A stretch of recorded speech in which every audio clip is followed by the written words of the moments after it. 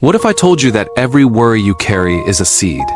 And every day without knowing it, you are watering the very things that steal your peace? Let me tell you a story that might change the way you think forever.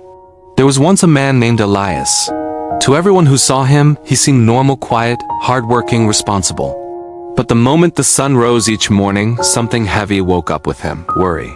Worries about money. Worries about the future. Worries about what others thought of him. Worries about things that hadn't even happened and probably never would. Every single night, he went to sleep with worry as his companion, and every single morning he woke up with worry as his first thought. It was a constant, invisible weight on his soul. One day, completely exhausted from carrying the same silent battles inside his own mind, Elias decided to travel to visit an old wise farmer who lived far beyond the village. The farmer was known for two things: his peaceful, unshakable smile, and his beautiful, magnificent garden. When Elias finally reached him, he didn't waste any time. He said, "Master, my mind is a battlefield. I am at war with myself. How do I find peace?" The old farmer nodded gently, a knowing look in his eyes. He motioned for Elias to follow him and led him into his garden. But what Elias saw there shocked him. The garden was split in two. Half of it was absolutely breathtaking, filled with vibrant, colorful flowers, fragrant herbs, and tall, proud sunflowers reaching for the sky as if in praise. It was a masterpiece of nature. But the other half was a complete disaster. It was a tangled mess of thick weeds, dry, dead leaves, sharp thorns, and chaotic vines. The roots were all twisted around each other, creating a dense jungle of chaos and decay.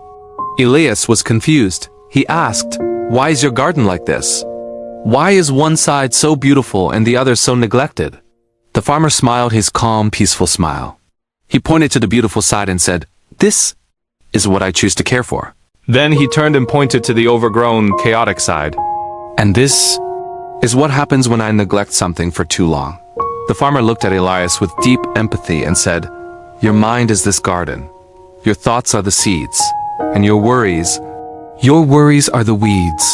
Elias stared, the words slowly sinking in, though he was still confused. The farmer continued, "Weeds don't need your permission to grow. They don't need to be carefully planted or tended to. They grow when you simply stop paying attention. They grow when you allow your fears and anxieties to take over. And the longer you ignore them, the deeper and stronger their roots go until they feel impossible to remove." Then the farmer handed Elias a small shovel. "Come," he said, "let us pull out the weeds one by one." They walked over to the chaotic side of the garden. The moment Elias grabbed a weed and tried to pull it, he grunted in frustration. Some of the weeds were small and came out easily, but some had roots thicker than his wrist, buried deep in the soil. It felt like trying to pull a tree out of the ground with his bare hands. The farmer spoke gently, his voice like a soothing balm. "Some worries grow fast and are easy to deal with. Others have been with you for years, growing silently in the dark. But every single one of them can be removed, if you are willing to face it and do the work." As they worked side by side, something incredible began to happen. Elias pulled out a particularly stubborn weed and whispered to himself, "This is my fear of failing." He yanked another and with a grunt said, "This is my anxiety about what people think of me." He tore another one from the earth. "This is my regret from the past." And as he worked, tears began to fall. Not tears of sadness, but tears of release. Years of silent, internal battles, years of unspoken fears, were finally coming out of him, like ancient roots finally being torn from the soil. With each weed he pulled, he felt a little bit lighter, a little bit freer. Hours passed. The sun began to set, casting a golden glow over the garden. For the first time in months, maybe even years, Elias felt a sense of lightness. The heavy weight in his chest had eased. But a new question entered his mind. He looked at the farmer and asked, "This is good, but what happens when the worries come back?" "They always do. If I pull them out, what stops them from growing again tomorrow?" The farmer knelt beside him in the cleared patch of soil. He took a small, tiny seed from his pocket and gently planted it in the fresh earth. He looked up at Elias and said, "You plant something better in its place." He continued, his voice filled with wisdom.